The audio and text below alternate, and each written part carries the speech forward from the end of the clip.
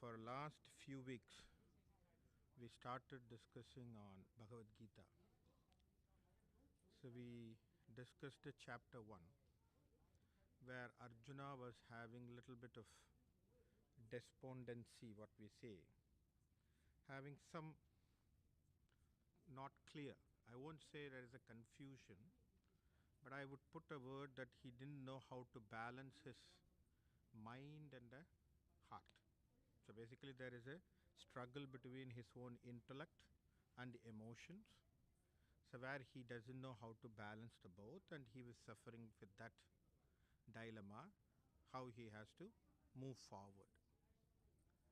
And also he had his own principles, what he was having in his own mind, and he is confusing that principles with the ethical principles. So say for example, this could be given like an example. A policeman is having a principle that he will not catch a thief on a Friday because he thinks Friday is an auspicious day. I won't do that. Then he is unfit to be a policeman. So that's the same thing what is happening with Arjuna. Now he is coming there. He is now coming and talking his own philosophies, saying that this is not correct, that is not correct, because he has coined his own principles where he is forgetting the duty of Kshatriya, what has to be done. Okay? So that is where the statement stops. And with that, he told, instead of fighting, it is better for me to run away from this battlefield. All right, so he told that I will give it up. So let us understand, is that the duty of a Kshatriya to run out of the battlefield? Okay, not only Kshatriya, let us understand that in our life lesson also. If there is a problem, we need to find out what the way that we can solve it. So there is no way that we have to run out of that battlefield. So we have to take our own initiative to find out what could be the best solution. If supposing we are not able to get a solution, seek a proper guidance. So that is where the concept of guidance comes to us. So we need a guru, and who should be a knowledgeable guru. Okay, so we should not get an advice from someone who is offering us for a cheap one. So it should be also very much important that you need to seek a right advice from the right person. So now what happens in this context, in the first chapter, Arjuna says that he is not going to wage the war, and he is dropping his arrow and he is there. So now Sanjaya gives that version to the Dhritarashtra, saying that see how this Arjuna has now stopped and he is just there in the chariot. Now this is the first time where the Lord is going to give a word. So he is going to start his sentence or an utterance in the chapter number 2. Now what is the chapter number 2 title? The title of the chapter number 2 is called Sankhya Yoga. Okay, Sankhya Yoga. What does Sankhya means? The philosophy of Sankhya. Okay, so who has given this philosophy for us? So the Sankhya philosophy has been propounded by Kapilacharya. Okay, so there is a Kapila Maharishi who has given this philosophy for us. It's called Kapilacharya's philosophy. What does this philosophy talks about? This philosophy, in general way of understanding Sankhya, the meaning of, or the word, literal meaning of the word Sankhya means numbers. Mathematically, when you say, in Sanskrit they say Janasankhya. Janasankhya means population numbers. Okay, so that means it is a number. So when you refer to that, it is a number. Now, what is the connection of such a philosophy in the war front, and why Krishna is trying to give this concept to Arjuna? How this is going to be helpful? So we need to understand that context before we jump into this chapter. As I told you, this chapter number 2 is the very important chapter for us to understand. So if you understand chapter number 2, you will always understand the entire Bhagavad Gita, because it is all the other chapters are expansion of this chapter number 2. Okay, so let us understand what does the Sankhya talks about here. Sankhya here refers to how an universe has been created. So there is a Purusha, there is a Prakriti, there is Mahat. He gives a lot of definition. There are 24 components which are given by Kapilacharya. 24 components. Now, how the universe starts, and how there is a person called Purusha who is the member, who is the primordial person, from where the Prakriti has started, the entire universe starts. And the universe has a greatest disturbance. And from that disturbance, the gunas comes into picture. Satvarajotamo gunas comes. And from the Satvarajotamo gunas, the Panchabhutas are emanated. All these different types of concepts he gives, including the manas, what is buddhi, what is atma, what is intellect, everything is given there. So totally 24 components have been listed by Kapilacharya, and it is given to us.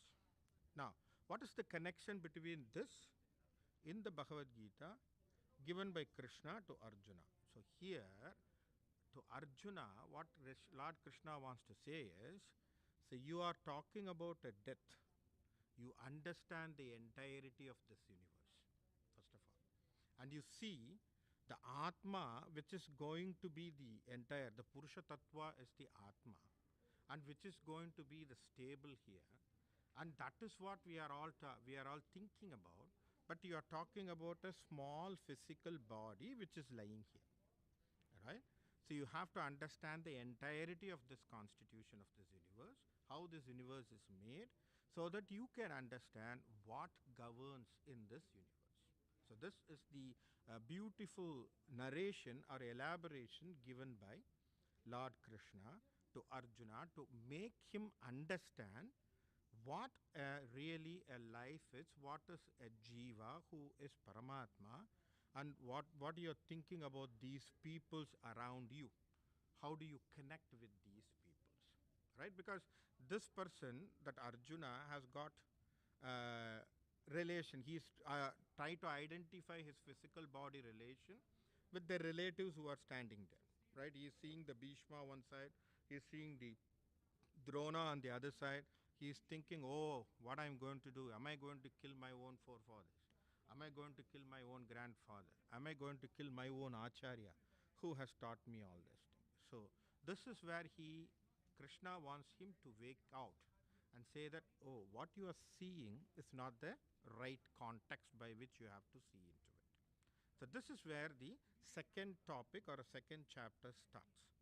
So this where the Lord Krishna is going to give beautiful sentences, and that's why I asked you to bring whatever the Bhagavad Gita you have. It's a beautiful narrations what he has given.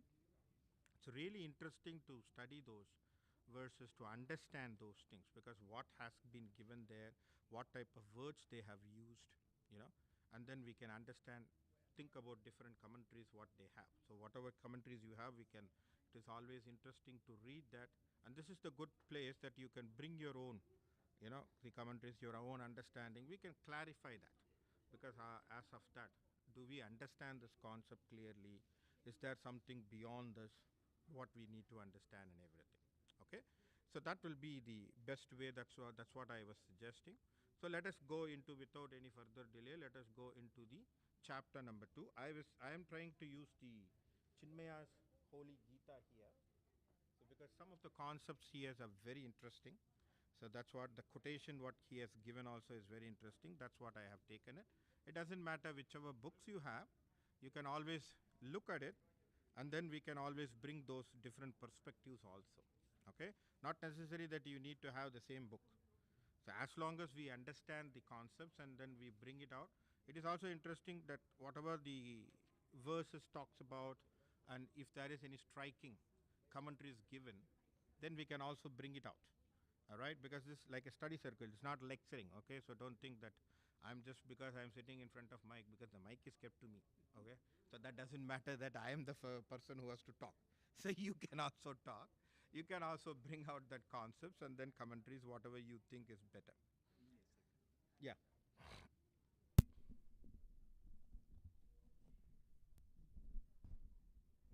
Okay. Thank you.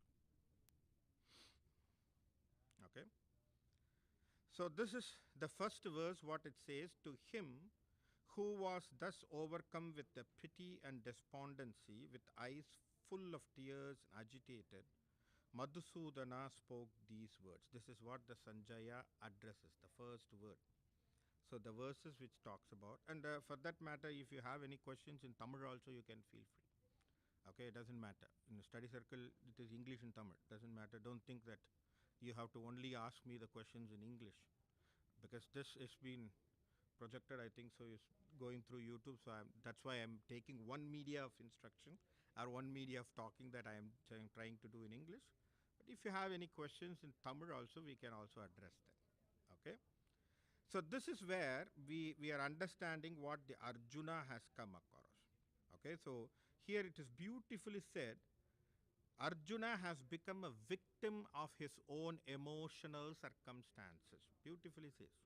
He has become a victim of his own circumstances. He's trying to bury his own head as an ostrich does this, right? So in case it wants to get out of the enemies or all the any animals is chasing, to try to bury its own head into the sand, and then it will think I'm escaped.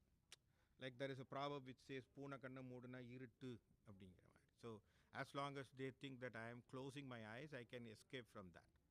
So this is where he has become his own victim based on his own emotional. Okay. So it says one who allows himself to be overpowered by the circumstances can be victimized by the outer happenings. One who is victimized, one who is overpowered by the circumstances. See, always there are two things. You have a control over circumstances, or the circumstances will eat you. You have to be clear about what is the way that you are going to handle it. A control should be always within you. Whatever happens outside, I should have a control with the happenings which is on the outside. But for that, we always have a philosophy saying that it is not in my control. How can I control certain things? I'm not saying the other external things which is happening beyond your control, you cannot control, of course. All right? So you didn't expect certain things to happen? Yes, definitely yes. Whatever is within your ambit or within your scope, you are supposed to be liable for that. You are given with an infrastructure. You are given an education. You are not using your education or skill. Say, for example, I'm not even applying for a job, but I'm thinking that the job has to come to me. Who is going to knock the door and give it to me? Arey Ravi, come, take the job. You can go for it. No one. And then I cannot blame saying that my own principle, saying that, see, the astrology, the kattas are not good for me, so that I cannot say that. Because circumstances cannot overeat me. They cannot overpower me. So I cannot be just like blame on something else, right? Always we have that reason of blaming something. We always try to blame something, right? So we always try to say, oh, what happened? I am going straight. This fellow come and dashed me. So you have to be a little bit aware of what you are doing it, right? So always we have that understanding. So same thing happens with the Arjuna, who is supposed to be a great knowledgeable person. He is trying to give the circumstantial thinking, saying that these are all my relatives, these are all the great peoples, these are all my kith and kins with whom I can wage the war. Instead of that, I don't want to go for it. I will run out from this battlefield. Am I right? So this is what. So what does it mean? So this is where the Arjuna's victimization has been picturized by Sanjaya, and it has been given to Dhritarashtra. Now Dhritarashtra is always eager to know what is happening, right? Because he's a blind fellow. As I told you already, blind means he's blind internally and outside also. So in both the ways he is very blind. So he, at least we say in Tamil, there is a Nappasa. Nappasa means what? At least in the last minute, okay, Arjuna decides not to wage the war. Okay, then the war is no more. So my son will get the kingdom, and then I will be permanently the fellow who is being here. My generation will run. So this is what he is thinking in his mind. He is very eager to know, oh, okay, what happened? What is the Arjuna is doing? Is he going to give up the fight? Right? So this is in his mind. So Dhritarashtra is eager to know what the next movement going to be done by the Arjuna. So now he didn't understand there is a one divine power who is standing nearby Arjuna, who is going to guide him regarding this. What has to be done? What is your yoga? What is your karma and everything? So he didn't understand. So this is the reality of the life. Sometimes we see divine or we infer the divine is there, but we don't go with that. Right? We don't allow that divinity can run with us. So that is a problem always. So this is where we are seeing that Arjuna is overpowered with the emotions and he doesn't know what to do. Now that's the first statement now Krishna is giving. That's chapter number 2, verse number 2. That is where Krishna is addressing Arjuna first time. Okay? So he says, whence is this perilous condition came upon thee, this dejection, an Aryan like, heaven excluding, disgraceful, O Arjuna. When did you get such a confusion? Okay? So, and such a perilous condition in your mind, and a dejection in your mind. And this is not like a Arya's character. Okay? And it is heaven excluding character. You see all these characters what Krishna is putting in the mind of the Arjuna. Because he is saying you are acting as a coward, basically. This is what the word he is telling him straight away, saying that you are acting as a coward. ஏன் நீ இப்படி கோழையா இருக்கே, straight away. He is addressing him. So நீ என்ன இப்படி பயந்தாங்குழியா இருக்கே, right? So you are a coward. So he is blaming him straight. Now, when he gets this blame, why he wants to blame him straight away? Why Krishna wants to blame Arjuna like that, straight? Is there a reason for that? Instead of, he asked so many questions, right? He has told so many things, correct? If I am counseling, what should I do? Supposing I am a counselor, someone is telling me all those things, saying that, oh, what is the use of it? Let me go out of a life. We will start pitying him emotionally, patting him, and all those things. He never did, right? So the way that Krishna has done, he slapped him straight away. That's what he did. Am I right? So it is not like patting him, rubbing him on his back or anything. He slapped him straight away, saying that you are a coward. Why this treatment is needed? Very good.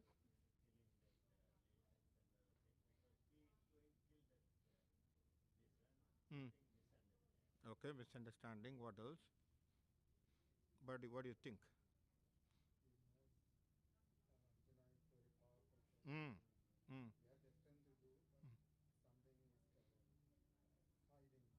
Okay, so that something is hiding him. He's not coming out of it. What else? What else could be the reason why Arjuna want to slap him like this, saying that you are a coward? Very good. What type of attention it is?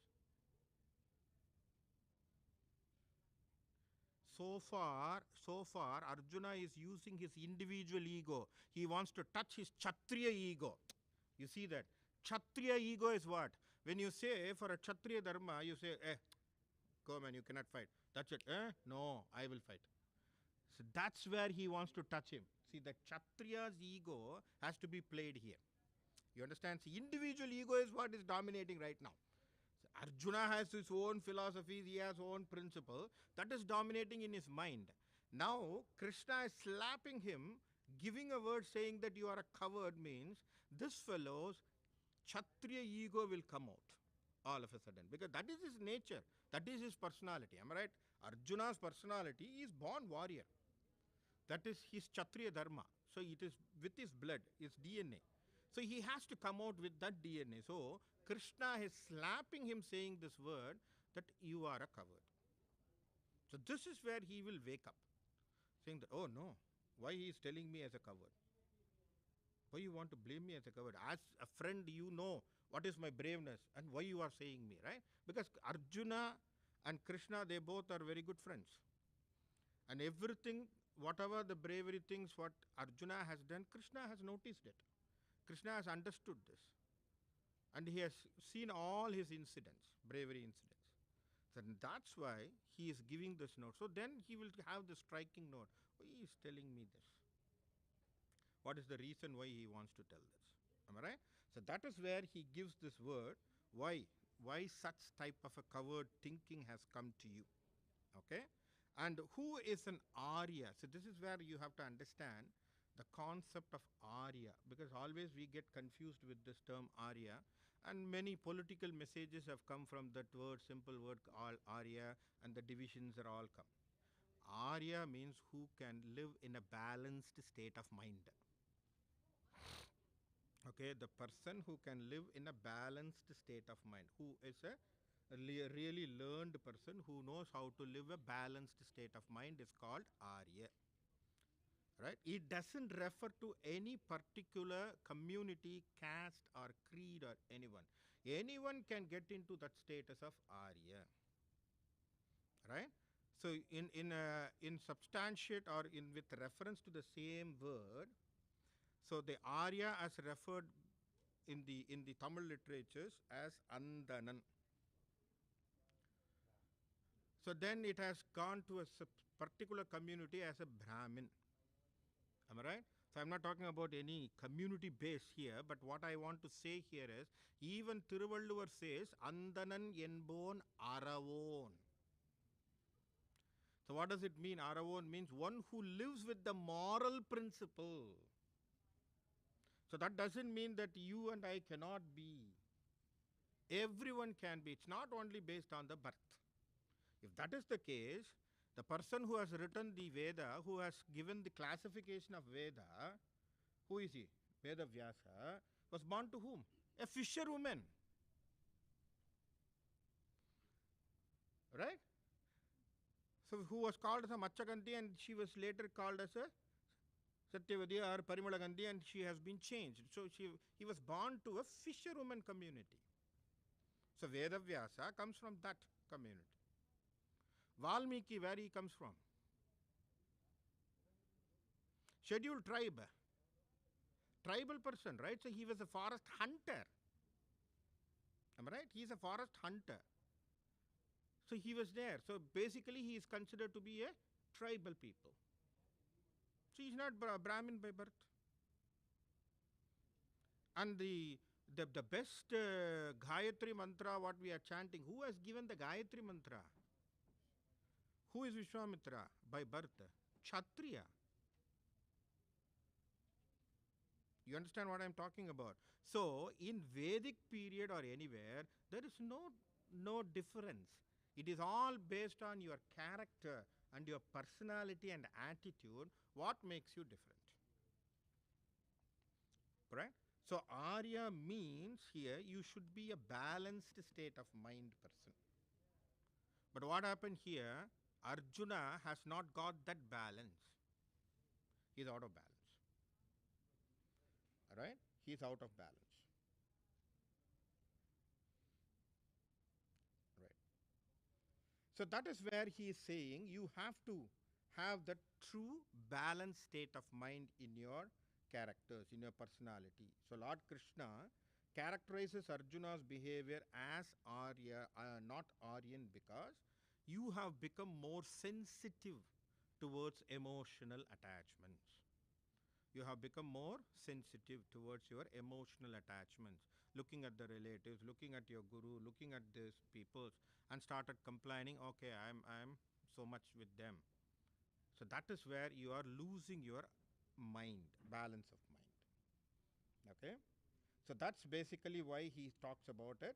And then because he's really, really, really surprised to see that such a character, such a words are coming from Arjuna's mouth. Even Krishna was little bit taken up because he was not thinking that Arjuna will speak all these things. Am I right? That's also a beautiful point which has been given by one of the commentator. So Bhagavad Gita has been given to who? Arjuna. Why not for others? Why not for Dharma? Why not for Yudhishthira? Why not for Bhima? Why not for Nagula? Why not for Sakadeva? Okay, Dharma knows what it is. Bhima doesn't understand. Very good, very good.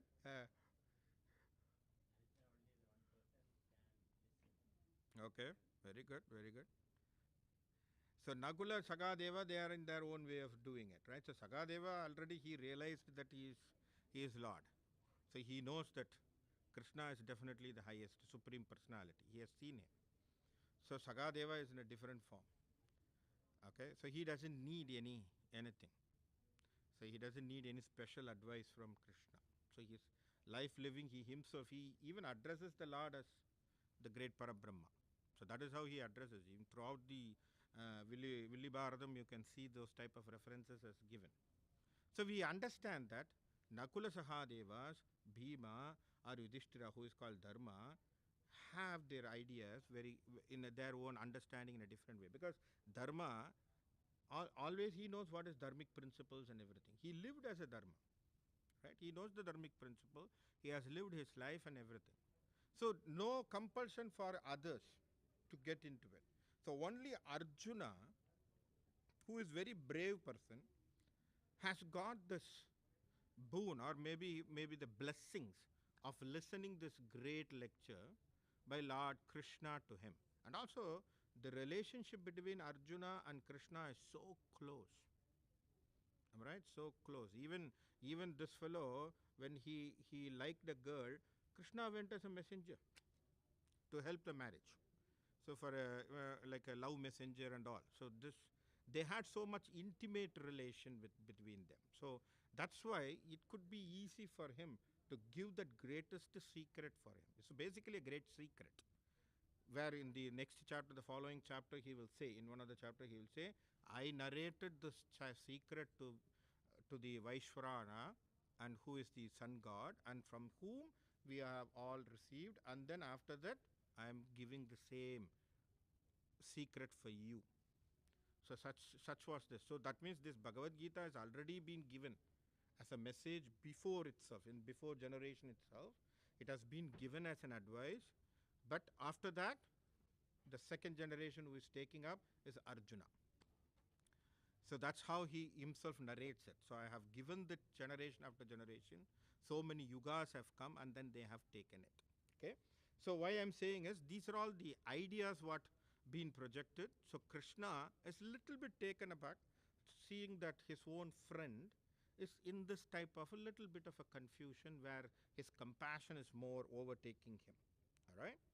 Now, the third verse, which is also very good. Yield not to impotency, O Partha. It does not befit thee. Cast off this mean weakness of heart. Stand up, O Parandama. So, bird, what he talks about, yield not to impotency. So, what does this word, what does the impotency, what he wants to refer here? Why he wants to refer here as impotent for Arjuna?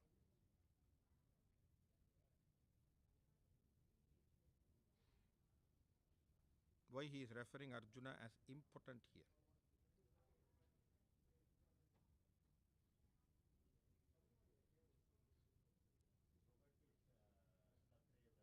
Okay, he forgot his Kshatriya Dharma. What else?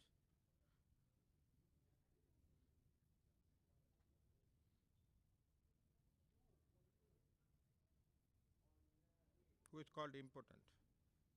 Neither man nor female. Okay, so that's how the reference is. So we are not saying any criticism against transgender or anything, but I'm just telling you. So you should be either this way or that way. You should be either a manly personality or a manly behavior to fight, or having a female quality of showing love, compassion, empathy or sympathy and all. So you as dressed as a man, but you're talking about compassion, empathy. It doesn't fit for you. All right? So you dressed as a man, having the Kandiva in your hand, saying that I am the best, braver person. But what you are trying to show, you are showing yourself as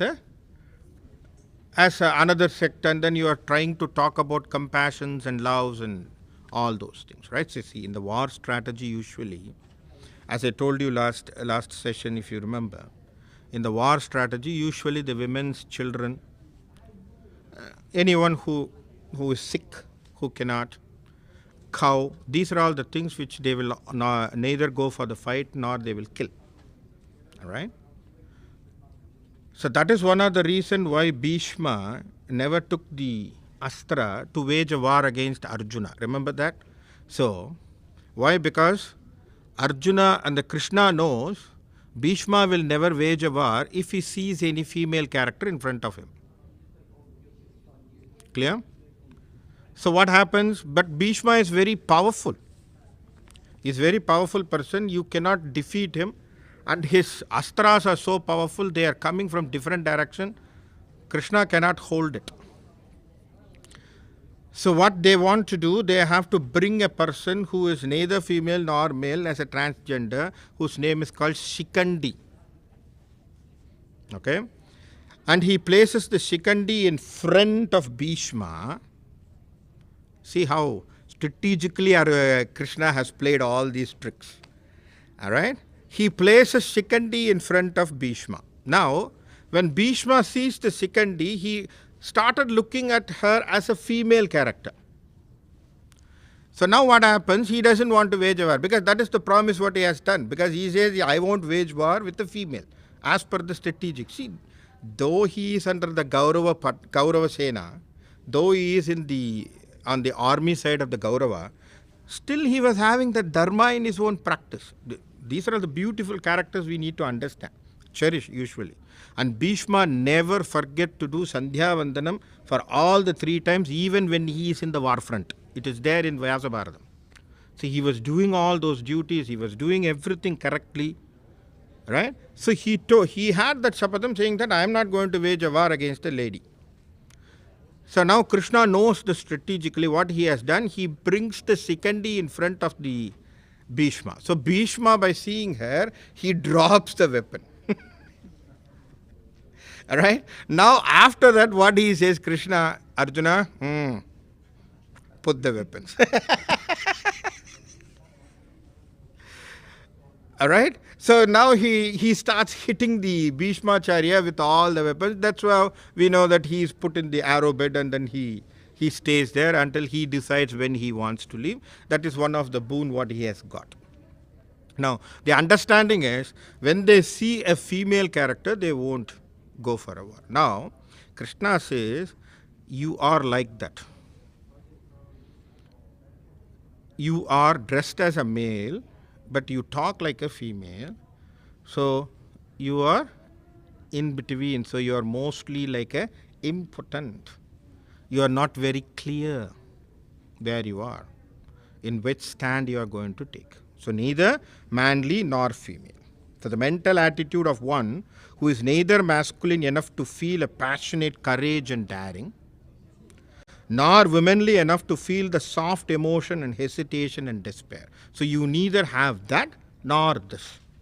But you pretend as if you are having love and courage. You pretend as if you are the best. Okay? So this is basically how he says, neither are you a man or woman, identify yourself first of all.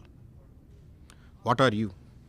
So that is the question what he is posing to his own friend, because only the friend can ask these type of questions. That's where we can understand the intimacies between the Arjuna and Krishna. Right? Who can ask this type of question? An Acharya cannot ask this question.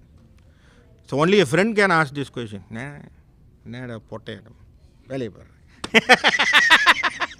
Only friend can say that, right? So only friend will have that courtesy to say, and he has the guts to say. But that's what the Krishna is saying. Oh, what man? Come on. You're talking too much. You have come to the war and then you have to wage a war. Come on, man. Don't talk about all these nonsense principles here. These are all nothing. Right? So that's what it says. It is not befitting to you. It is not at all going to be fitting to you. This is not the best fit for you. Okay? So it is basically what we need to understand. See, in tradition of the religious devotion.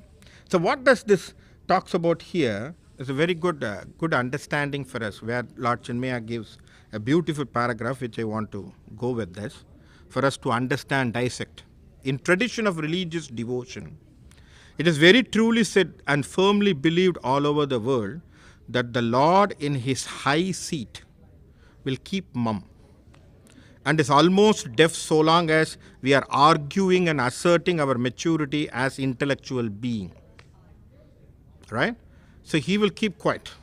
He will watch what you are doing. As long as you are very smart, you argue, you say for everything, every reason, he will keep quiet. He will watch what you are doing. Let me see what you are coming out. All right? But when we come down to live and act as emotional being, and when the tears of desperation trickle down the cheeks of the true devotees, Lord of compassion will rush to help you. Am I right? It's true. So why? Because when there is a tear means what? You started surrendering yourself. Correct? You started surrendering yourself. Until then, your own intellect, your own smart thinking will always give you some point of argument in your mind. I can do this. I can do that. I have my own ability to solve this problem, right? So you will always think in your mind, you are contemplate in your mind saying that I have my own capacity to handle this. The moment every door is shut, who is the only person for you to get it out of it? Surrender to him. Nothing else you have. There is no other way. Then only you will start calling him. Lord, come and save me. Why me? Then the question will be, why me? Why I am being given that? So this is a beautiful understanding. So this is what we need to understand from that. So the touch of the Lord's grace when it descends upon his devotee is invariably felt by the seeker more as an avalanche than a refreshing shower of divine mercy. So this is where Krishna comes out. So Krishna is waiting when this fellow will break. He will break down, he will try to cry. He is going to do that. He's going to do that. In the verse number 10, he will stop, he will throw the Kandiva and he says, Krishna, I have nothing to do, please save me. So he will come down on his knee and he will pray, he will beg to that. See, this is very, very important. As long as you don't ask, Lord is not going to give you.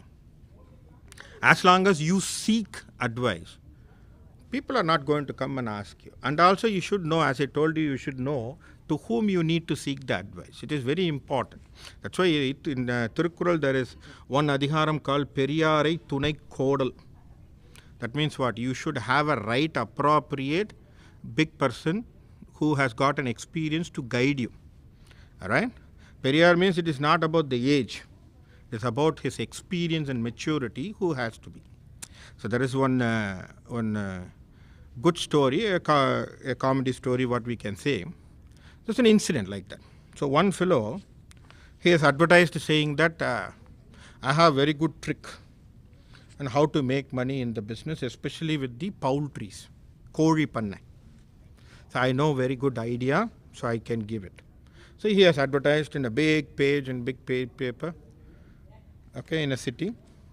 And there was one fellow who saw that advertisement. He thought, oh my God, here comes one fellow who is there to give me an advice. So he ran to him and he told, per hour you have to pay me so many things and then dollars or something. And then he has paid and then sitting in front.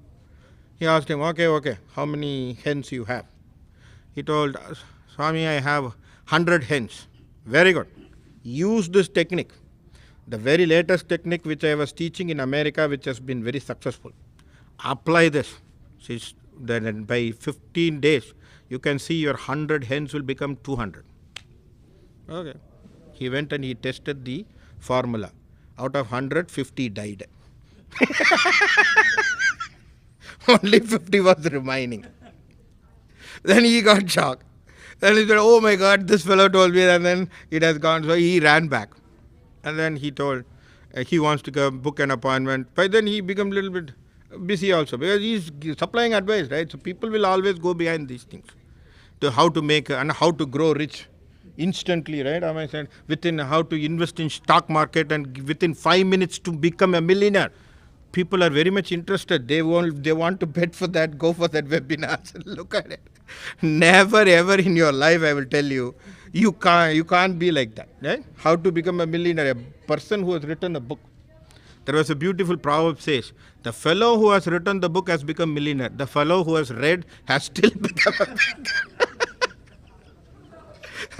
who has written the book is a millionaire.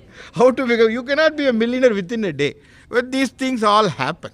So this fellow is now become little bit demandful, and then everyone. So he booked an appointment and he was waiting, and then this fellow came and he went in. Oh, you okay? Tell me what? How is the 200 hens? Sir, you gave me an advice. 50 died, only 50 remaining. What I can do? Okay. You know what? I gave you American formula. That didn't work. This is a German formula, man. Apply this. This formula will definitely work. This will give you yield within 10 days. Go. Okay, you pay the amount. And so this fellow paid. Applied it. Another 25 died. So remaining only 25. So then he ran back. Sir, you told me, then I have applied it and nothing worked. And all these things happen. Oh my God, what to do? Okay. So I think that your hen is not, very technical. They cannot withstand the foreign techniques and all. Maybe I will give you a local Indian technique for you. Okay? Apply this. It will be slow, but it's still okay. You will get at least within 2 months, you can see the prosperity. Applied. That 25 also died. So this fellow had nothing in his hand. He ran back, and he was standing there. Then he asked, how was the yield? Okay, very good. He told, sir, there is nothing else for me to go with. What I can do? And he told, I have more ideas, but what I can do, you don't have hens to do. என்கிட்ட இன்னும் idea நிறைய இருக்கு, என்கிட்ட உங்ககிட்ட கோழி இல்லையேன்னா. Right? So you should know where and who to go and seek the advice. That is very, very important. That's why you cannot go to anyone who can give you a counseling for something, for some money. Am I right? So that is a problem. Sometimes we people don't know who can give you advice, who can solve your problem. Someone who says, I can solve your problem, come to me, show your hand, show your astrology chart, within 10 rupees, I can tell your future. If he can tell your future by 10 rupees or $10, what is the worth of your future? You have to understand what is the worth of his future. And number two is, he says that your future for $10, what is his future? He is sitting there and doing it. So he should have been a different way, right? So why do we go behind all these things? I'm not saying don't believe astrology, but I'm saying that understand who is true guru, who is the true guide for you to give it. And always don't seek for it. I'm saying you one thing, in my own experience, guru will come to you at the right time. But you be open for that. He's always ready. But only thing is we don't know when the guru is coming. Alright? So we are searching for a physical form for a guru. Doesn't matter. It could be a book which is given to you. It could be anything as a guru. Alright? So now he's just waiting, that Krishna is waiting to see the Arjuna, how he is going to go down. Okay? He wants him to go down that level. Why? Because then only he will have that courtesy to listen to him. Until then, what happens? They will always be in the way that their intellect and smartness will always overpower everything, right? So you cannot give an advice to a fellow who is not in a way to listen to you. Am I right? So you should give an advice to who seeks it really. At an earnest way, he wants to sit down and listen to it. So that is where Krishna is just listening for that. Okay? So then the next verse says, better indeed. Now this fellow, So this fellow says, how a Madhusudana shall I in battle fight with arrows against Bhishma and Drona, who are fit to be worshipped? Alright? So the fourth verse says, now Arjuna starts, still, he has not completely surrendered. So what happens? He starts arguing, saying that, how I can battle with the Bhishma and Drona, who are mighty peoples, to be worshipped? Right? See, what happens, this is also a psychological understanding. When you wake up someone, immediately he will try to find something on his own defense. Am I right? You will try to bring your own defense, and then you will try to say that whatever my understanding, that is correct. Am I right? So this is always for your defense. You will also be, no.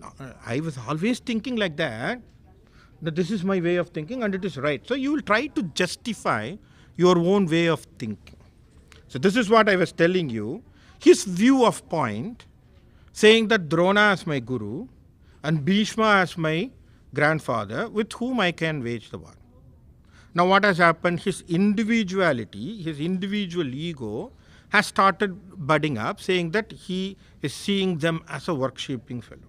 Now, the same point, how does Drona and how does Bhishma looking at Arjuna? See, they are also in the battlefield, right? So they are on the opposite side. How they are viewing Arjuna? They are viewing Arjuna as in the enemy battlefield, right? They are not looking at that compassion with you. They are not looking you as in that compassion. They are looking as you are the enemy on the opponent side, and I want you to destroy. So they are in that side, in that principle, they are standing there.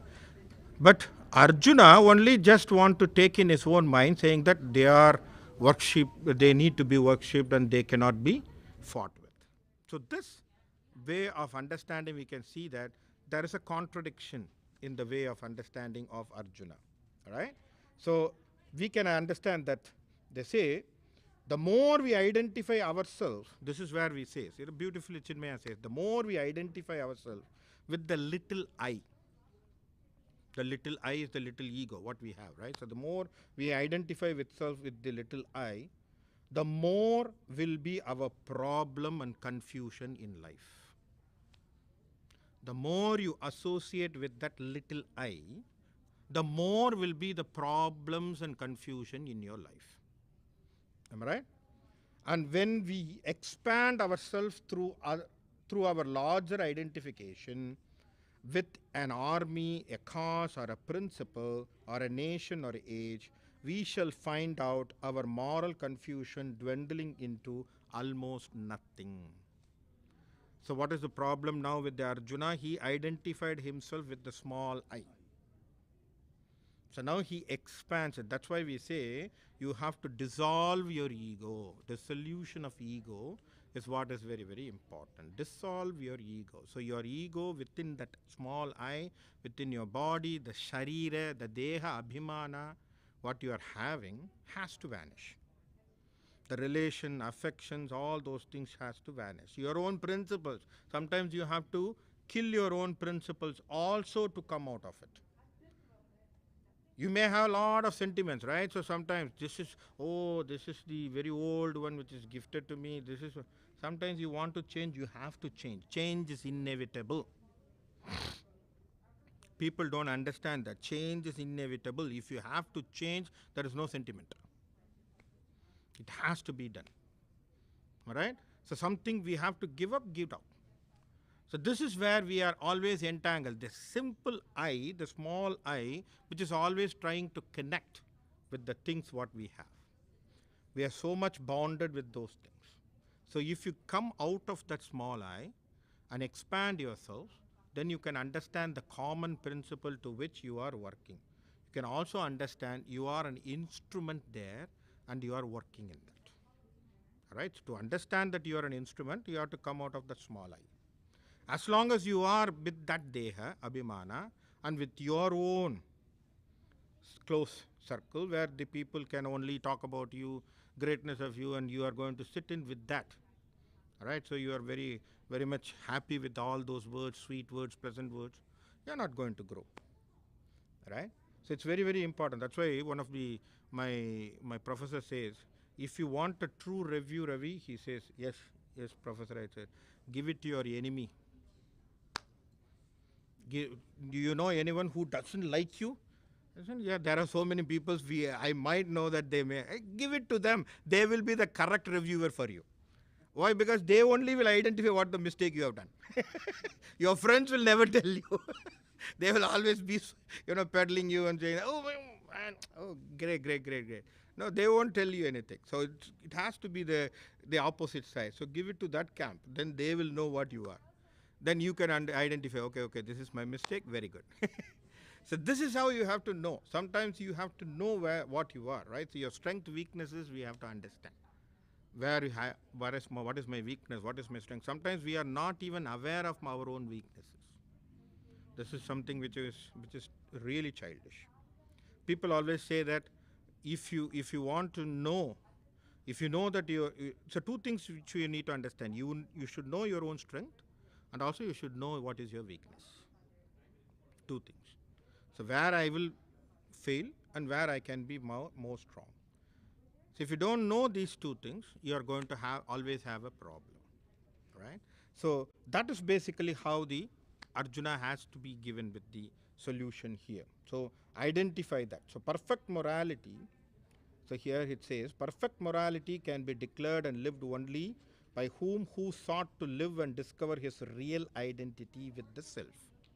As long as you identify who you are, what is my purpose, what is my nature, if you are not connecting with that real Atma inside, you are not going to get any connection, right? So you are not going to see what is the reality. So this is what we understand, okay? Then the next verse it says, better, now some more he is saying, better indeed in this world to eat even the bread of beggary than to slay the most noble of teachers. But if I kill them, even in this world, all my enjoyments of the wealth and desires will be stained with blood. So what? See the way that he is trying to justify. Now he is saying one more thing, that better I can live like in alms, right? So I can be beggar, rather than having this killed them, and my food is all stained with blood. See how he is correlating. These are all the things which he thinks he is very superior in thinking in his own mind. He is giving his own philosophies and principles. Okay. All right. So that is basically how we are saying. As I told you, he has his own moral principle. He had his own principles and then his own philosophies by which he is running his own way. So that is not going to be applicable on the war front. In war front, there is a Kshatriya Dharma. In war front, there is always a war front Dharma. That has to be done. So you don't confuse with your own moral principles here, saying that my moral principles are superior. If you are trying to talk about moral principle, keep it in your home. That cannot be here.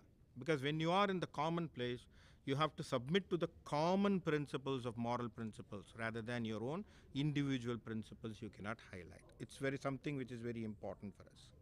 Okay? And sometimes what happens, people will misread a situation. Beautifully said here, once we misread a situation, sentiments cloud our understanding, and then we too act in life as Arjuna. Okay, beautiful sentence. Once we misread a situation, so we don't understand a situation in which we are, and sentiments cloud our understanding, then what happens? We are also like Arjuna.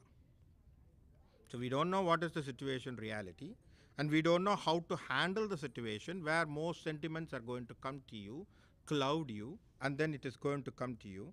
And what happens? You will also act as an Arjuna. That's what he has done. And this is what Vyasa is trying to declare to us through the situation. Okay? So it is always, remember that when there is a situation given, understand the situation. Try to understand. See, always there is a proverb that says, when there is a problem, solution is hidden inside the problem. Right? So you have to decipher the problem, see what is the reality of the problem, where the source of the problem is. And then if you try to find out, you can definitely get an answer out of that problem.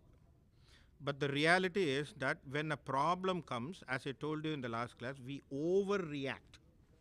We react for the situation rather than taking any solution out of it. We start jumping, we start yelling, and then we start showing our anger to something else. Emotionally, we will show something out, saying that, this is not correct, this is not the best thing to happen.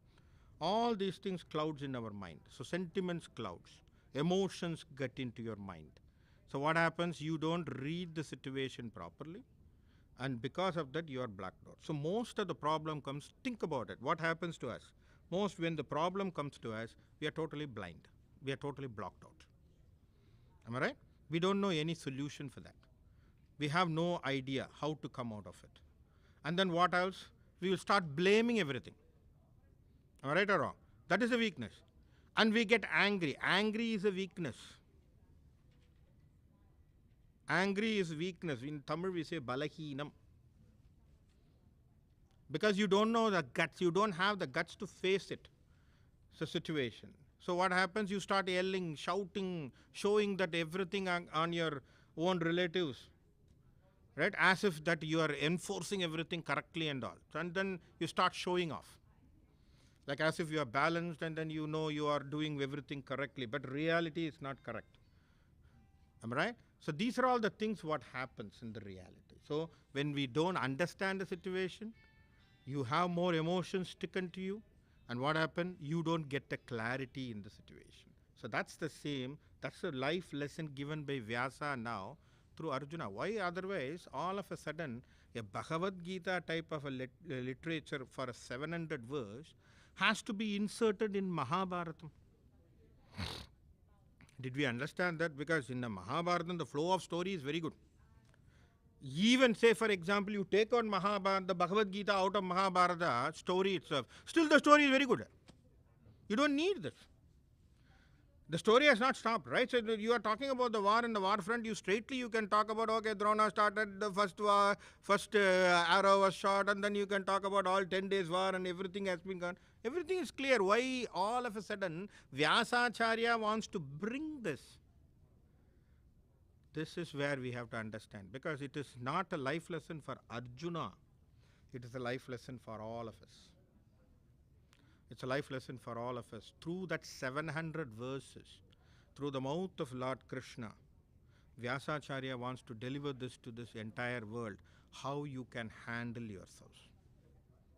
How you can handle yourself, right? So this is beauty of Vyasacharya who has given this to us. So that's why we have to take each verses, what type of life lesson we are reading from this. So far when we see the Arjuna's character, we understand he is a braver person. But when emotions and sentiments are hitting him, even the brave person gets into that delusion. Right? So it has to be very clear that it's not about the bravery. Right? Swami says, we don't want Balavan. We don't want Dhanavan. We don't want Buddhiman. We want Atmavan. It's a Swami's quote. He says, we don't want Balavan. See, you can be a powerful fellow, but what happens on your mind or something in your intellect, you are like a child. What is the use of it? Dhanavan, you can be my fellow, but miserly thinking, you don't want to even spend the money to outside. Dhanavan. Buddhiman, shrewd fellow, cunning, perverted genius. What is the use of that knowledge? Buddhiman. Correct? So what we need, Swami says, we need Atmavan. Who is Atmavan? One who always cherishes in his own self. How do we understand the self? How do we realize that self is inside? What is the way we understand what is the collection of self? With that of Bhagavad Gita, we will explore more in this chapter. This is the chapter which will address you. What is Atma? What is the nature of Atma? How does we understand the self, the existence of self for us, and what is the connection with us with the self, how to establish in the self. All those things comes under this chapter. So that's why I say this chapter is a very important topic for us to understand more and more deeper. So you can bring out, as I told you, you can always bring any commentaries, whatever you have, and then if you have got striking quotes somewhere, you can always go through and show me, that we can always discuss those points. It could be interesting for us to learn from different commentators. That's why I never prescribed one particular book. Why? Because there could be different authors have given different views to us, right? So Prabhupada or Chitbhavananda or whoever it is, there are beautiful commentaries written by them. Let us read that. As I told you, this is the only way that we can open our Bhagavad Gita book and see. Otherwise, Bhagavad Gita book is going to sit in the shelf and we are not going to even visit it. Right? So brand new books. Some of the books looks very brand new. So we are not even looking at it, right? So at least it has to get something in a soiled, and at least somewhere you turn and then the pages are turned out. Very good. Whatever book you want. That's good. That's good. What I'm saying is go with it. So I want you to bring it out so that we can always discuss it. Let us make it more interactive also, so that it will be good. So we will take it one by one. So I'm not going to rush, as I told you. I'm going to be going one by one verse. Let us understand, dissect it, get into more details about this concept. Okay, so I think almost time is up. So we will stop here by saying one Om and three Shanti. Om